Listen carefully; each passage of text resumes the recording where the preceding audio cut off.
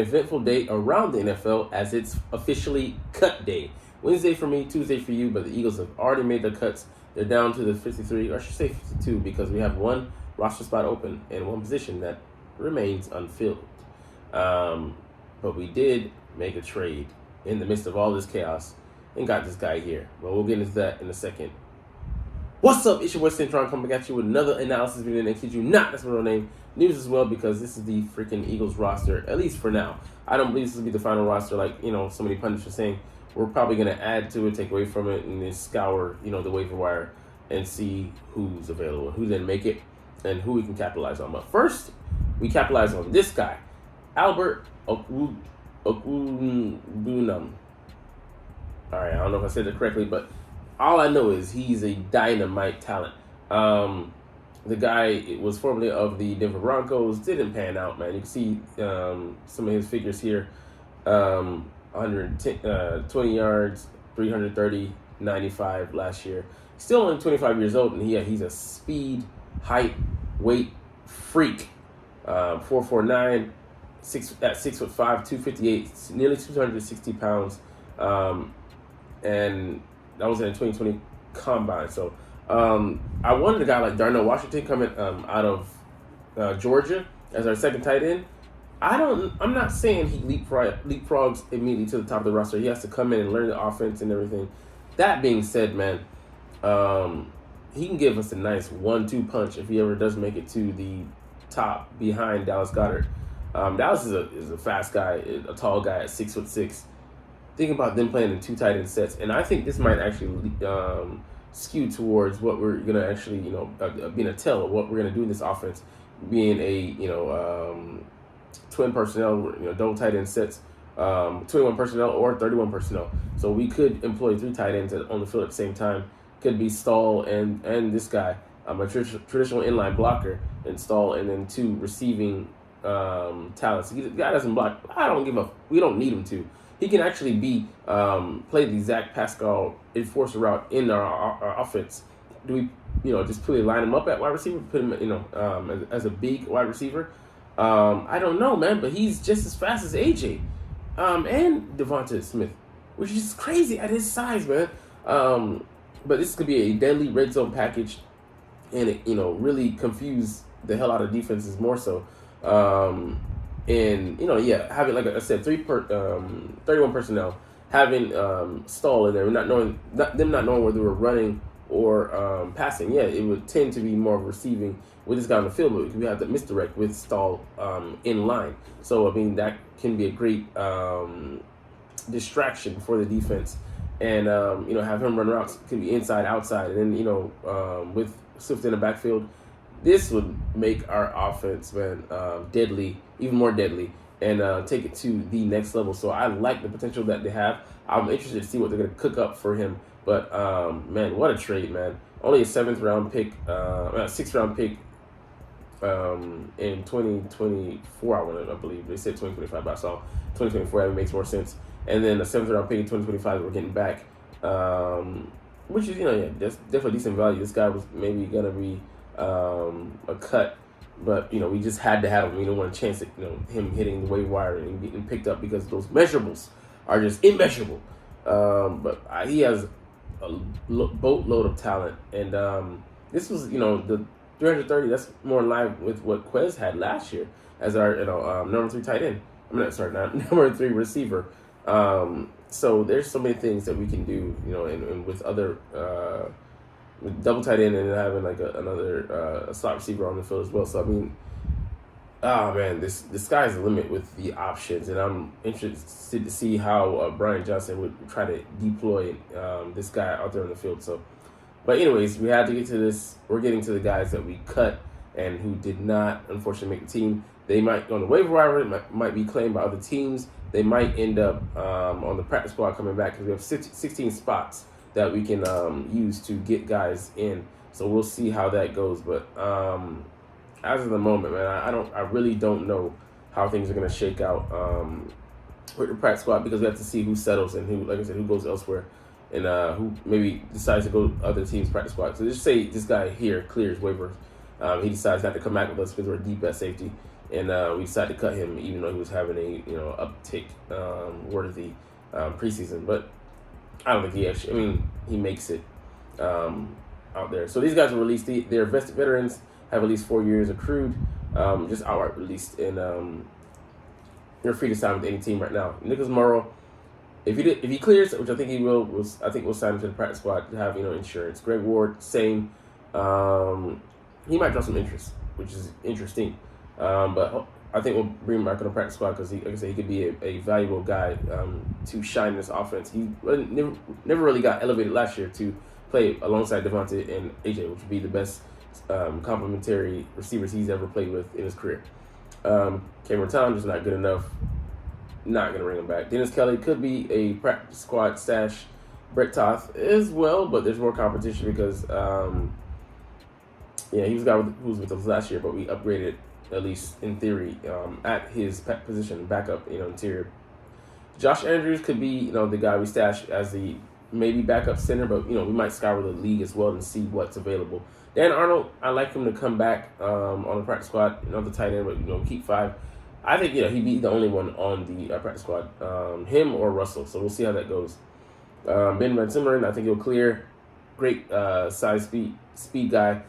Get some more seasoning on him in linebacker and see if what he can bring to the table next year around if he clears waivers, which I think he will. Josh Sills, I think he'll clear as well because nobody wants to touch a guy with great charges, even though he was cleared. But he was never able to round back in shape. Now, I'd love to see what would have happened if he was allowed access to the roster, training facility, and all that unimpeded.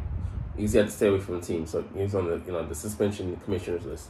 Denarius Robinson, he might be able to come back in because Derek Barnett wants to get traded. He wants out of here. Hey, I say let him have at it, and potentially bring in this guy. But I think he goes on the practice squad. Tristan McCullum out of there.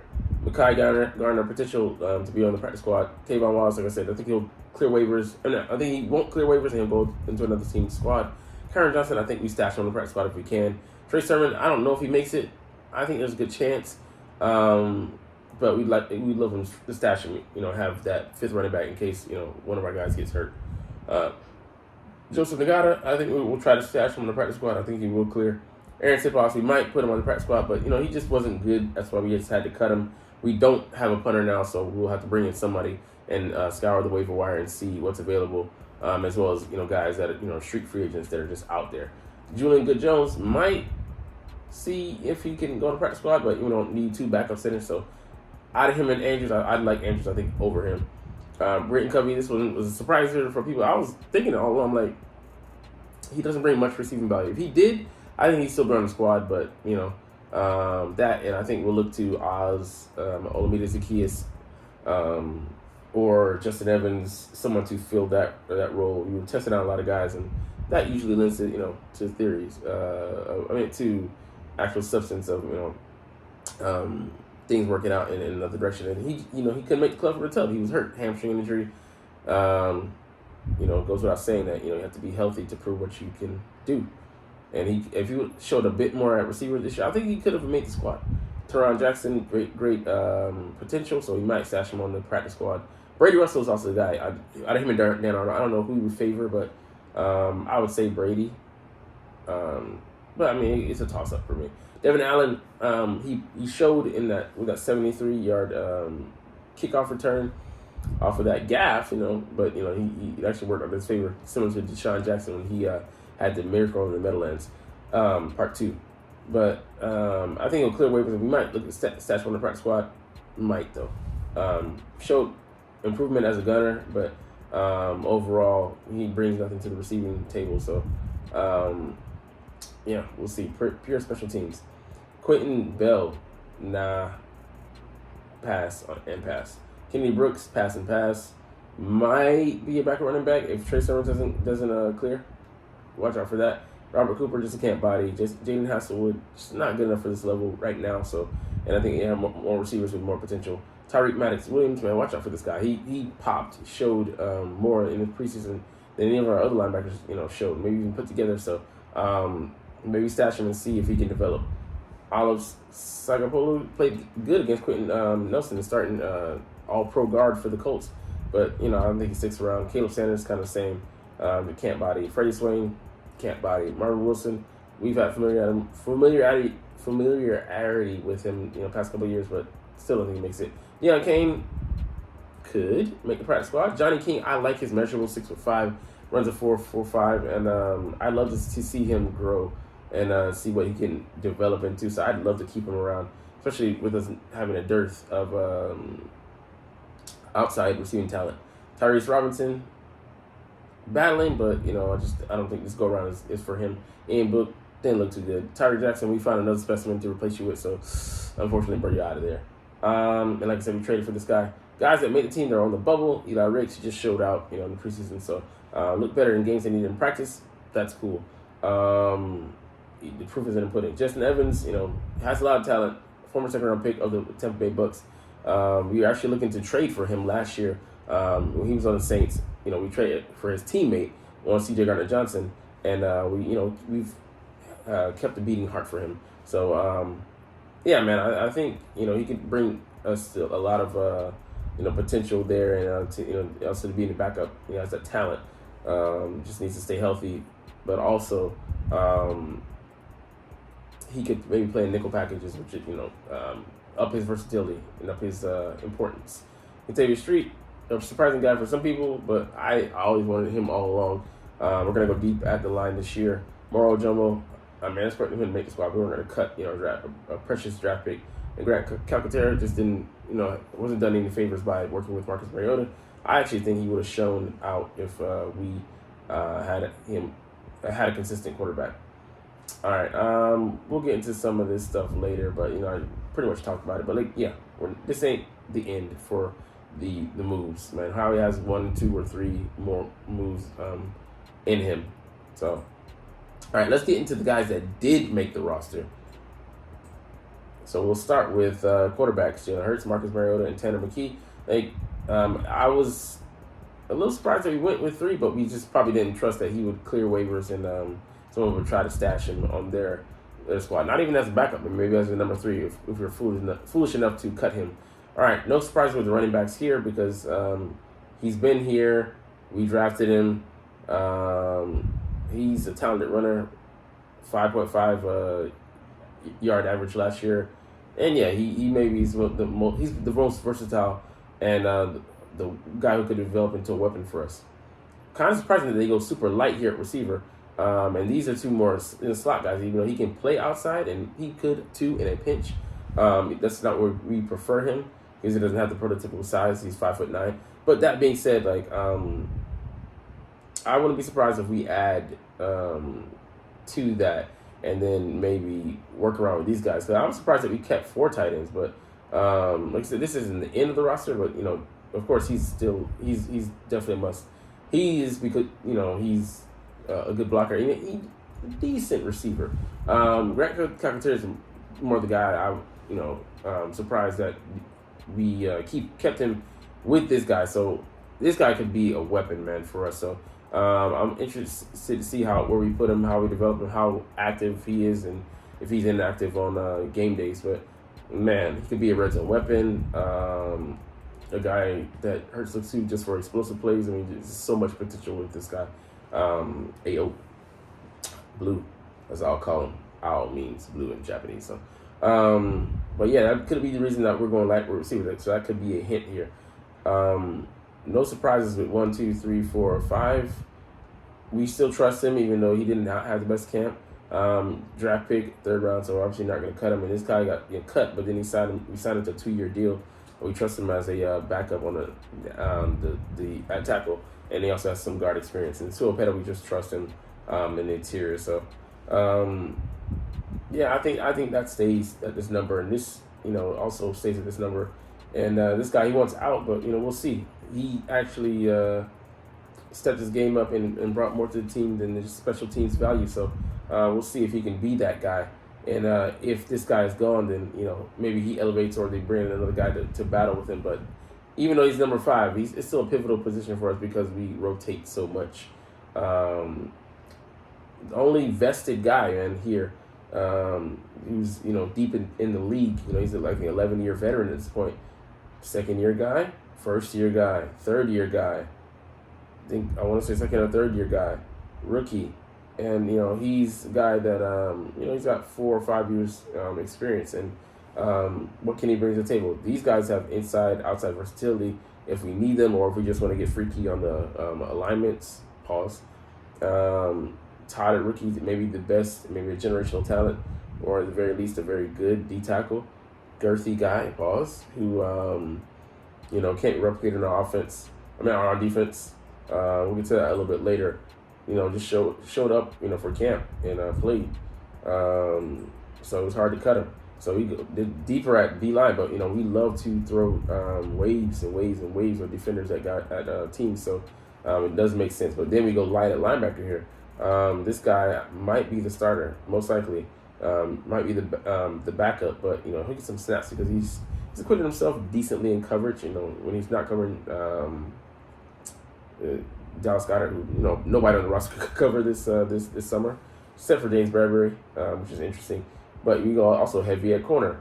Darius Slay, the starters, slot backup, outside backup, another outside backup, and then just the draft pick because that's the only reason you're here. You're outplayed by each and every one of these guys on this roster, but we'll see if we can develop you because right now you're a straight line and you have no quicks. Your instincts are lacking. There's a ball thrown right at you, and you got lost when the ball was coming at you. So hopefully this wasn't a wasted pick, but we'll see down the line. He's an unquestioned starter. I don't know if it was at free or strong, but he's going to be there. I think it's Terrell Edmonds at this point. And these guys, I would be surprised if Justin Evans, and we just want to keep it a secret, he's secretly the starter, and he's the backup. Maybe at both or one of these positions, and he gives a steady hand if one of these two falters. But it could very well be Sidney Brown. It could be any of these guys. I wouldn't be surprised. But I'm leaning towards Terrell Edmonds, our kicker and our snapper. And we got rid of the punter. Aaron Tipoff has sipped his last drink in Philly. We need to find a new guy. Bring in Matt Risen, man. I hate what the stigma has done to him. He was charged with rape, but he was proven innocent. The guy has a leg. He could make such a difference. Take the PR hit and sign the man. I don't give a fuck. And he's innocent. He didn't do it. They're worried about PR, but you should just go ahead. Just do it. Make your dreams come true. All right, so let's look at some positions of need for us. Like I said, punter. Because Sipos wasn't it. He literally failed us in the 2 playoff runs with the Tampa Bay Buccaneers and in the Super Bowl. Line drive to tattoo face. But, yeah, man, we got to be way better than that in a team with Super Bowl aspirations. So, because I didn't even think about it until I read the article. If we had the ball last, it would have been set up if we would have made them drive and then get the ball last, score, maybe we win that Super Bowl. And that's something that just sticks on me. I'm fuck. All right, anyways, linebacker depth. Yeah, having just 3. I think we stashed Morrow. Now I would have loved to stash Miles Jack as well, but he's retired. He's out the game. Kudos to him. No tackle yet. We don't have a guy. If Jordan Davis goes down, I would love Noah Ellis to play that role, but obviously he wasn't good enough, or we didn't deem him good enough.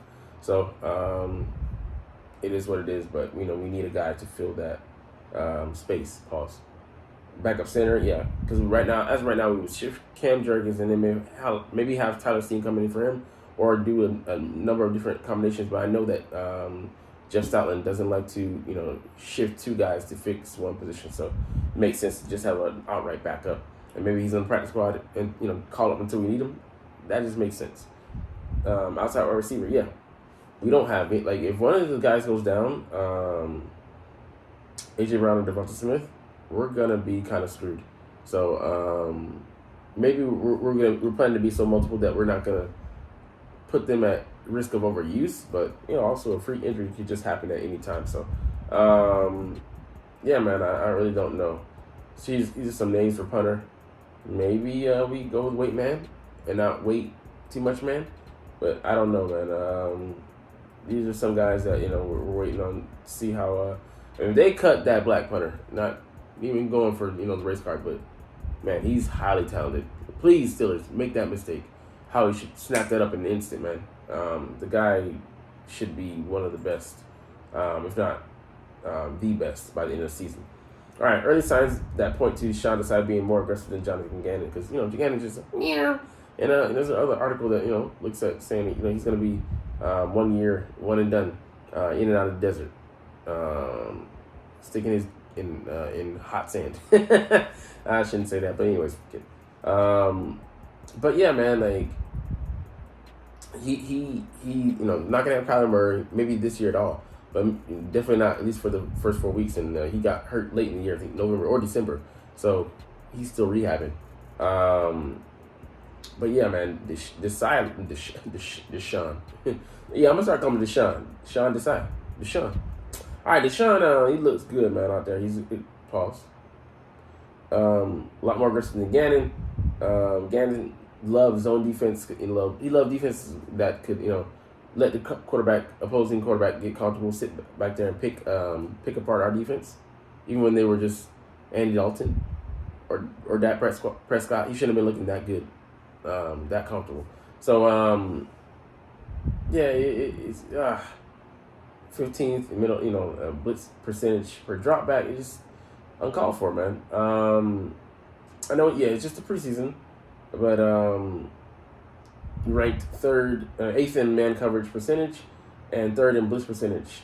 And it's just not blitz frequency, but it's a type of blitzes, like a zero blitz on 3rd and 11. So just expediting that clock in the quarterback's head. So not afraid to go there, because we do have the corners that actually hold up, which is what killed me last year again. I'm like, bro, you have Darius Slate and James Bradbury on the corner. It's not like you have one or the other.